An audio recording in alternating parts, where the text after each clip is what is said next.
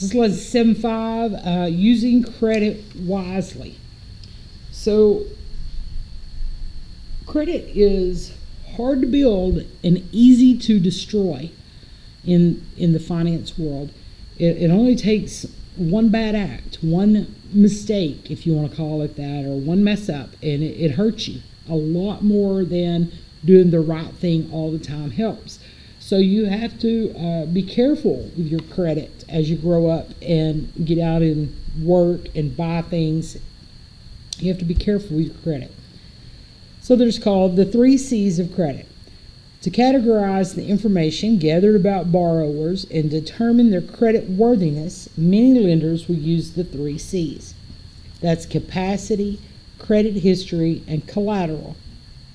So, talking about capacity, that is your ability to repay the loan.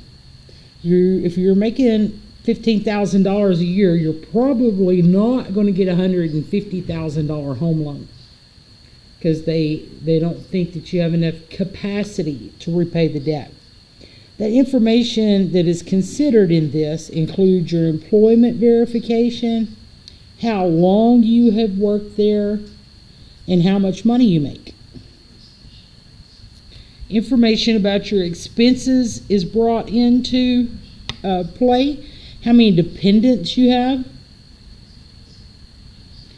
and do you pay alimony to a former spouse, or do you pay child support to your other child's parent? All that is looked at in capacity. Credit history is your willingness to repay the loan. How much do you owe besides what you're looking to borrow? How often do you actually borrow money? How is your payment history? You pay those bills on time?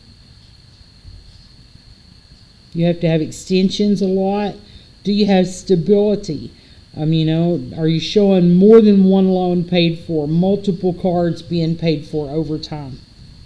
A collateral is a real asset that the creditor can collect should you fail to repay. So cars, homes, land, things that you could have to turn over and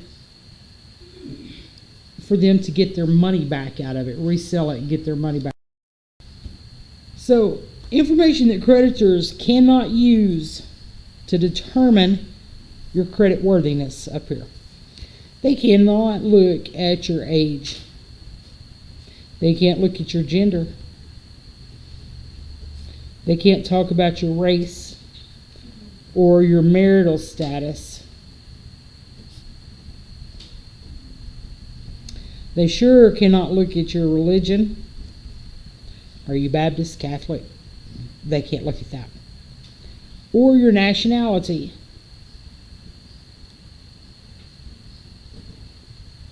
They can't look at that either to determine if you are worthy of credit. Okay, so here's the dreaded information about credit reports. Credit reports are the information in your credit report is used to create your credit score. Just like what kind of student are you? What kind of credit person are you? The higher the score, the less risk that you represent to the lender.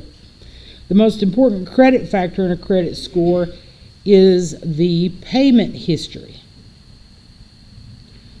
So no matter what, if you take out a loan on something, you do your level best to make those payments on time. Even if you got to rob Peter to pay Paul, make it on time. If you have a delinquency, you don't pay this on time, then they look at the severity. Did you just go over by 5 days? Did you, were you behind for 6 months, every month in a row? That delinquency, the severity of it is a factor. Another major factor in the credit score calculation is the amount that you owe. What do you owe on credit accounts? You could be maxed out, owe more than you make, and they're not going to loan you any more money. So, A credit report is loan and bill payment history kept by a credit reporting agency, used by financial institutions and other potential creditors to determine the likelihood that a future debt will be paid. So, gathering stats on you from the minute you start. There are 3 major credit reporting companies,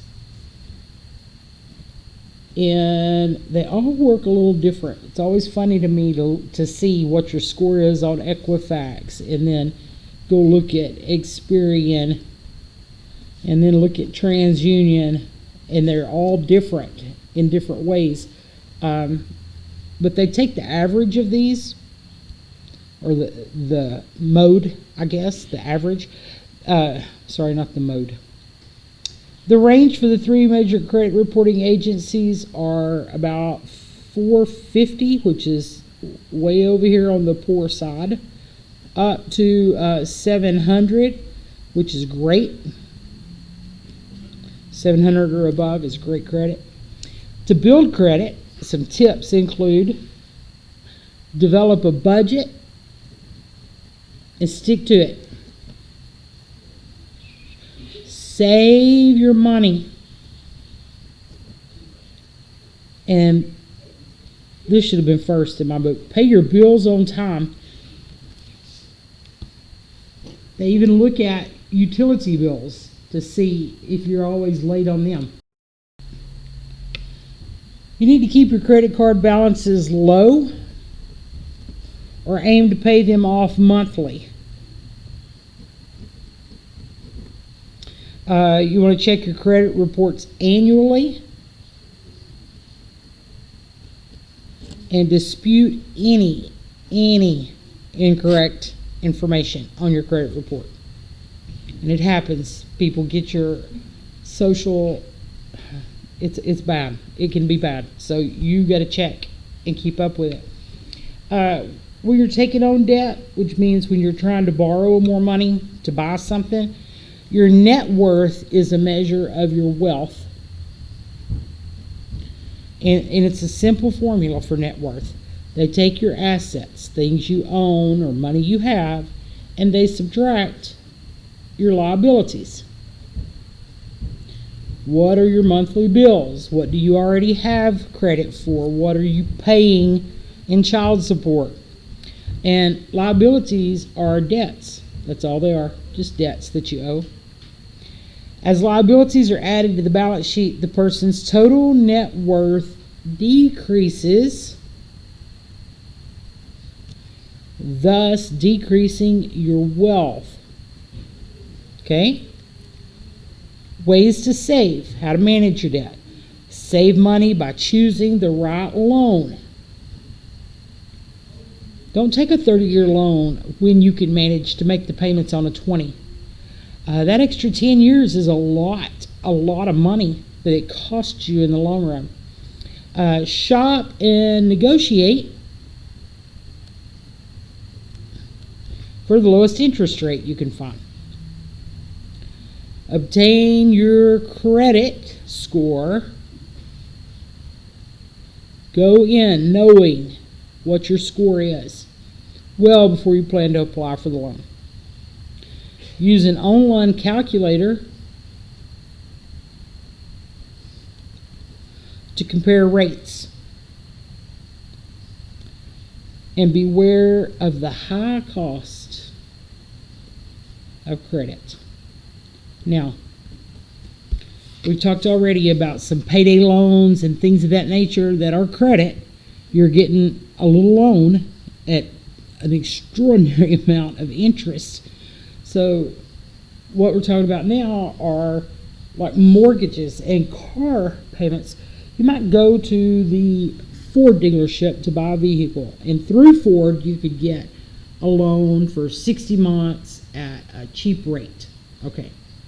But through some independent bank that you bank at, you might could get the same loan for 60 months at a cheaper rate, or get a cheaper rate if you do 48 months. A little more payment, but a lot less time. You just have to shop around and see what's doable for your situation. Okay, that's the end of 7.5. That's also the end of Module 7. So now your task is, once you finish these notes, you've got a quiz and then a module test. Remember, you can use the notes, you can use the quizzes if you take notes during the quizzes, and anything you need to take that module test. Good luck.